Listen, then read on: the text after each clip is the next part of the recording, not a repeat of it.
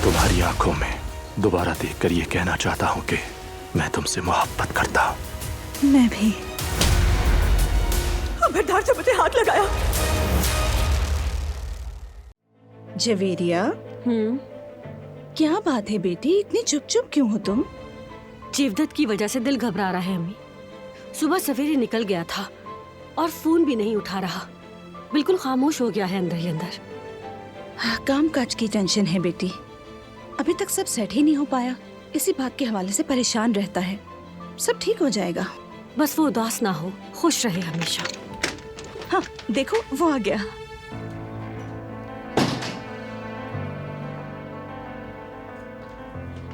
जीवदत्त, तुम कहाँ थे? मैं तो फिक्र में मर ही गई थी।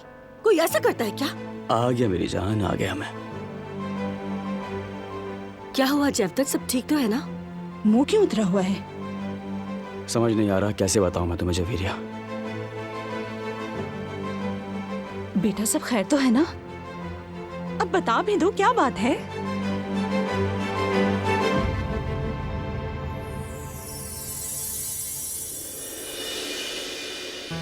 ये लो जवेरिया, दुकान की चाबी। ये हमारे नई दुकान की चाबी है। मगर ये कैसे? वो तो किसी और को। पहले उस आदमी ने इनकार कर दिया था, लेकिन उसके बाद उस आदमी ने अपना फैसला बदल दिया और उसने दुकान हमें दे दी। जीवदत्त, मुझे तो यकीन ही नहीं आ रहा। बहुत बहुत मुबारक हो। अल्लाह का शुक्र है, आखिरकार कोई अच्छी खबर सुनी। क्या हो रहा है बच्चों, खैरियत है? हाँ बाबा, सब खैरियत है। रेस्टोरेंट वाला मामला हल हो गया। मुबारक हो सबको। बहुत बहुत शुक्रिया। तो फिर चलें, जबरदस्ती कॉफी बनाइए मेरे लिए, उसके बाद तफसील से बात करेंगे। बहुत सारे काम हैं, बहुत सारी तैयारियां करनी है। अल्लाह का शुक्र है सारे मामलात आसान हो गए। हाँ हाँ अभी लाती जी। हूँ। जीवदत्त, तुमने मुझे खुश कर दिया।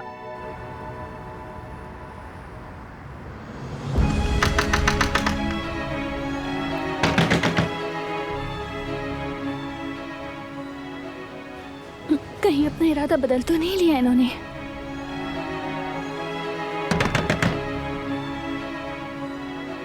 सबीहा साहिबा, सबीहा साहिबा,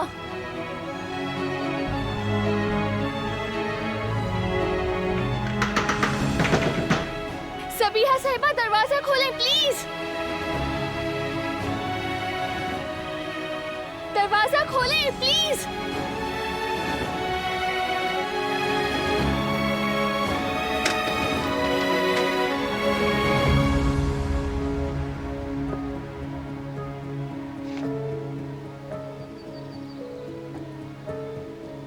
मैं आ गई हूँ, देखें आपके सामने खड़ी हूँ मैं। अच्छा आप बताएंगी ना मेरी अम्मी के बारे में, जो कुछ भी जानती हैं आप बताएंगी ना?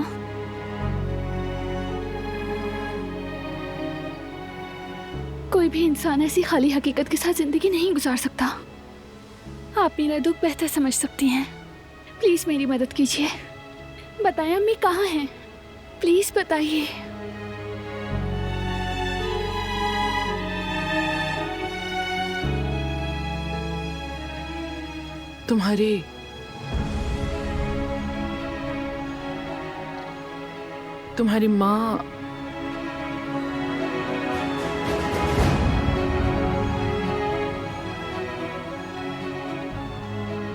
तुम्हारी माँ मर चुकी है।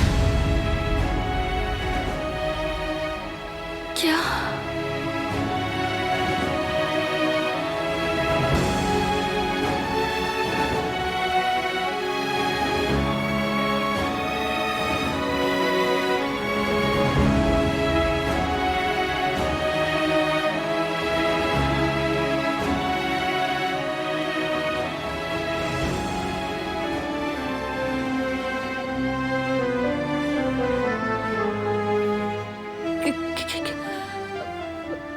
क्या ये सच है कि मेरी अम्मी?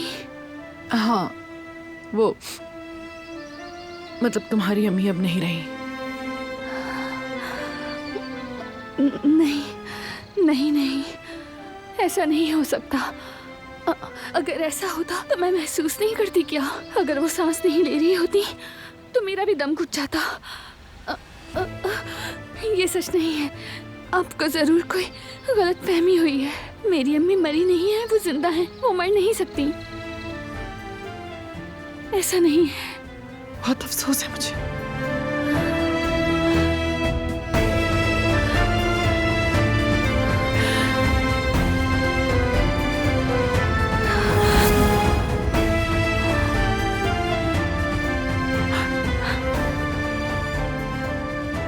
आराम से।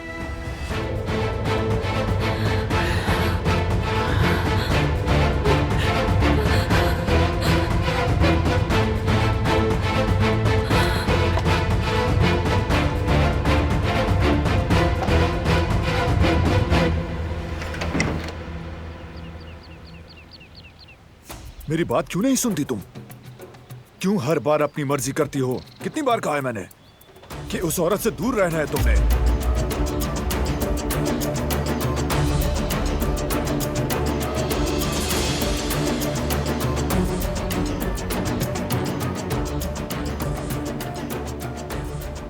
ये इतने गुस्से में कहां जा रहा है?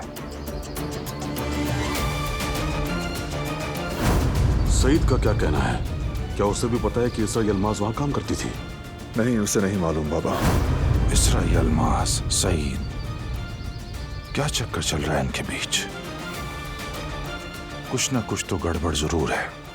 कुछ तो खोज रहे हैं, लेकिन क्या?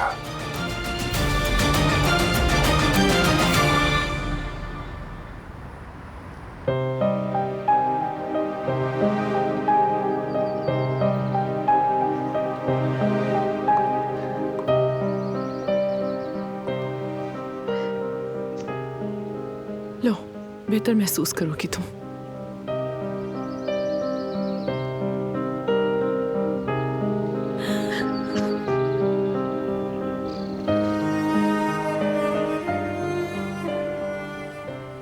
काश मैं तुम्हारे जख्म पर मरहम बन जाऊं, मेरी बच्ची। काश कि मैं यहाँ हूँ कहकर तुम्हें सीने से लगा लूं, लेकिन मैं नहीं कर सकती। हमारा एक बहुत बड़ा दुश्मन है, तुम्हारे शौहर और मेरा मुश्तरका दुश्मन जवाहिर। तुम्हें उससे बचाना है मुझे, मेरी बच्ची। अब ठीक हो? मेरा दिल सख्त पड़ गया है अम्मी के बगैर। पाने से पहले ही खो दिया उन्हें। उनकी कब्र कहाँ है? कम से कम वो तो बता दे, दुआ तो पढ़ सकूं। मैं उनकी मिट्टी से ही उनकी याद पूरी कर सकूं। उसकी कब्र बैरून मुल्क है।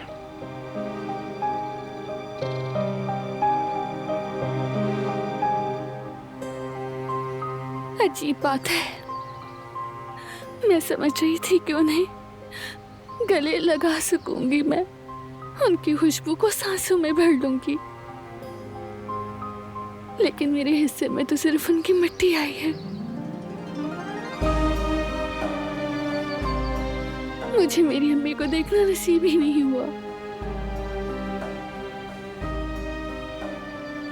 दिलान, मैं तुम्हारी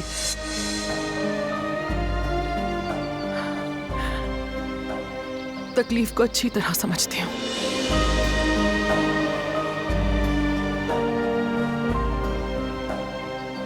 मत रो प्लीज। मैंने देर कर दी सबिया साहिबा, बहुत देर हो गई, बहुत देर।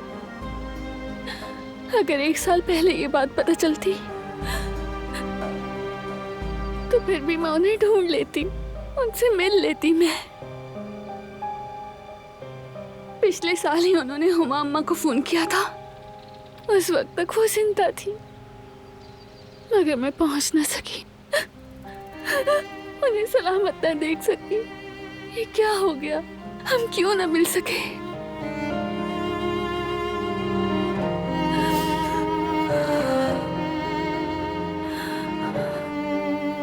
एक लड़की के लिए माँ को जाने बगैर बड़े होना कितना मुश्किल होता है। अब आपको क्या बताऊं मैं? अगर मैं उन्हें ढूंढ लेती तो हम खोया वक्त पूरा कर लेते। एक दूसरे के बारे में सब कुछ जान लेते, लेकिन अब नामुमकिन है। मैं उन्हें पाने से पहले ही खो चुकी हूँ। एक डब्बे में रखी चंद चीजों के सिवा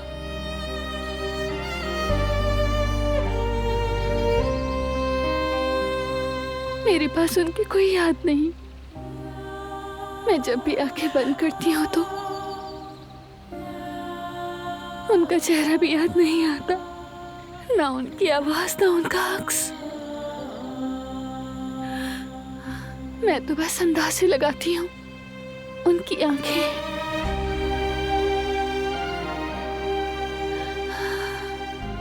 उनका चेहरा कैसा होगा, बातूनी थी या फिर या शर्मीली थी? उनका पसंदीदा रंग क्या था? मैंने उनके लिए एक नीले रंग की चादर ली थी। अब तो ये भी नहीं जान पाऊंगी। मेरी अम्मी का पसंदीदा रंग क्या था, ये भी नहीं जान सकी। कितनी बदनसीब हूँ। माँ के प्यार को तरसती रही। जो माँ मुझे प्यार कर सकती थी वो भी मुझे ना मिल सकी। सच कहा, बिल्कुल सही पहचाना तुमने।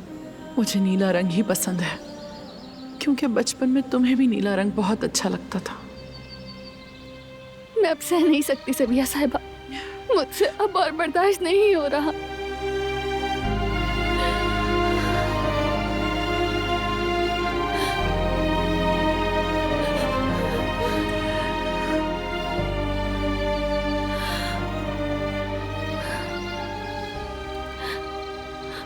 आप क्यों रो रही हैं?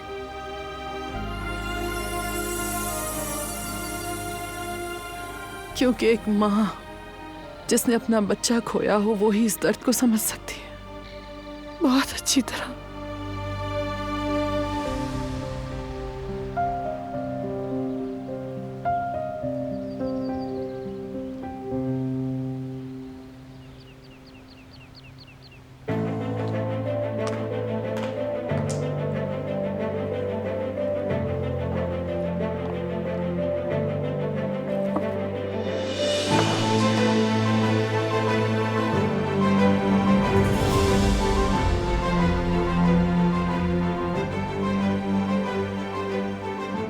मुझे यकीन नहीं आ रहा फरात। अफसोस है तुम पर, बहुत ही शर्म की बात है। गुल,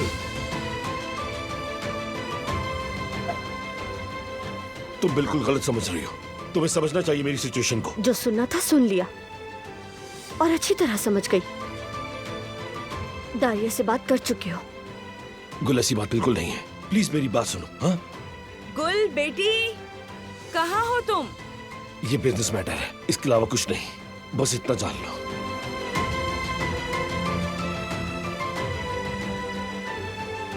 तुम्हें हो क्या गया है? एक कॉफी देने में इतनी देर लगाई तुमने। आ रही हूँ अम्मी, आ रही हूँ।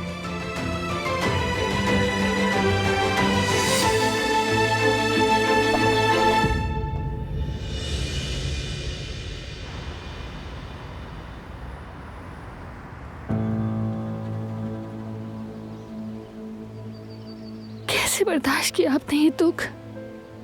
आपने अपना बच्चा खो दिया, फिर भी आप इतनी मजबूत कैसे हैं? औलाद का दुख ये जिंदगी का सबसे बड़ा इम्तिहान है। इंसान अंदर से बर्फ जैसा सख्त हो जाता है उसे सहते सहते। जब कोई माँ अपनी औलाद को खो देती है ना, तब बाकी सब बिल्कुल बेमानी हो जाता है। मायूसी अंदर से खोखला कर देती है। खुश रहने का ढोंग करना पड़ता है, झूठ बोलना पड़ता है, लेकिन दुनिया को दिखाने के लिए चाहे कुछ भी करते फिरो, अंदर एक बेबस और लाचार माँ हमेशा बैठकर अपनी औलाद का इंतजार करती है। वो जख्म हमेशा यहाँ तकलीफ देता है, बहुत। दर्द कम नहीं होता, वक्त के साथ फैलता है और आहिस्ता आहिस्ता इंसान खुद उस जख्म का हिस्सा बन जाता है और फिर आखिर में खुद को खो बैठता है। वो कौन है, क्या है, कुछ याद नहीं रहता। याद रह जाता है तो बस अपनी औलाद का, अपने बच्चे का ना होना।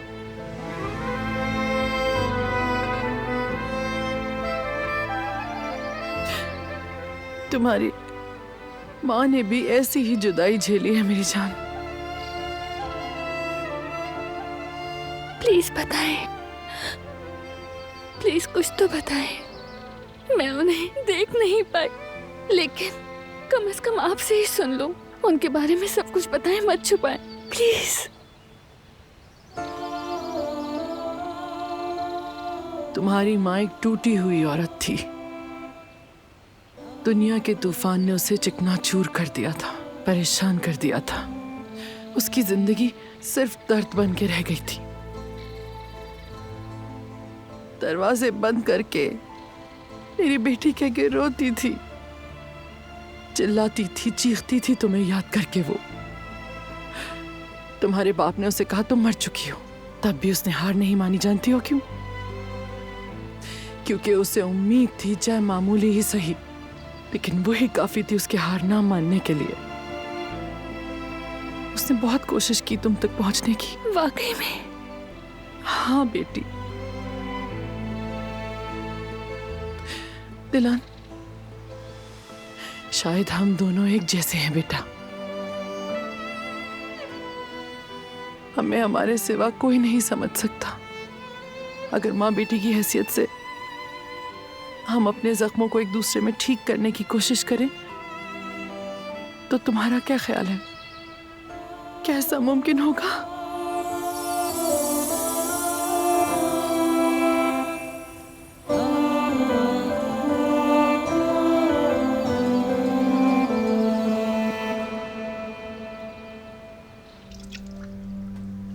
मुझे ऐसा क्यों लग रहा है कि तुम परेशान हो? कुछ हुआ है क्या? नहीं अम्मी, कुछ नहीं हुआ। अच्छा ठीक है, मैं जरा मार्केट जा रही। उस दौरान तुम जरा ड्राइंग रूम साफ कर लेना, ठीक है? ठीक है अम्मी, पहले ये काम खत्म कर लो, उसके बाद करती हूँ।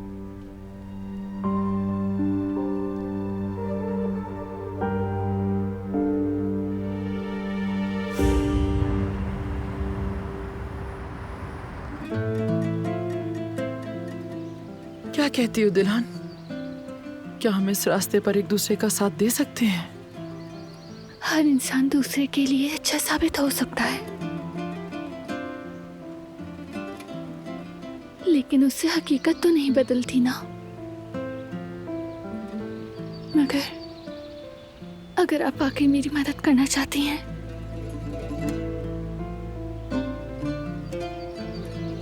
तो अम्मी के बारे में बताएं। लगता है आपको उनके बारे में काफी कुछ पता है। बस थोड़ा बहुत जानती हूँ। प्लीज, मैं सब कुछ जानना चाहती हूँ। मतलब क्या वो मेरी तरह दिखती थी? बहुत मिलती थी तुमसे। तुम्हारा चेहरा, नाक, कान बिल्कुल तुम्हारी माँ जैसे। उनकी आंखों का रंग क्या था? हेजल थी, बड़ी बड़ी हेजल आंखें, हर वक्त उदासी से भरी हुई। वो किसी से नजरें नहीं मिलाती थी। उसे हमेशा डर होता था कि उसकी आंखों में उसका दुख कोई पढ़ ना ले। वो खुद को छुपाती थी, मजबूत रहती थी।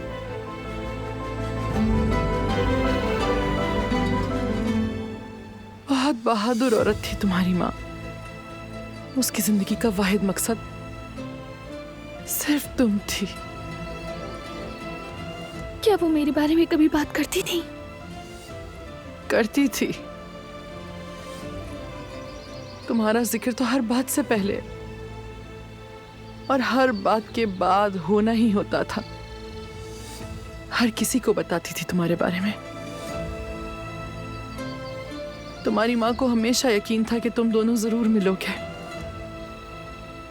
और कभी भी उसने अपनी ये उम्मीद नहीं छोड़ी थी। ठीक है, उनकी कोई तस्वीर है आपके पास? नहीं, बदकिस्मती से उसकी कोई तस्वीर नहीं मेरे पास।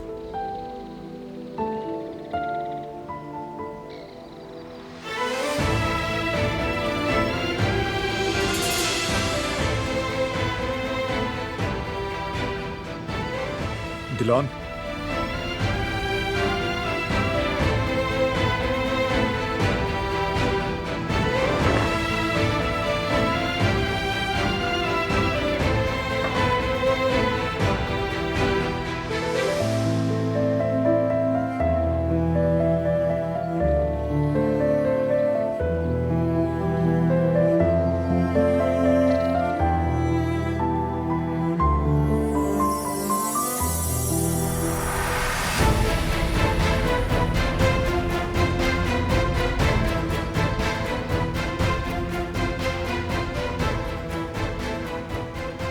मेरी अम्मी, मेरी अम्मी मर चुकी है।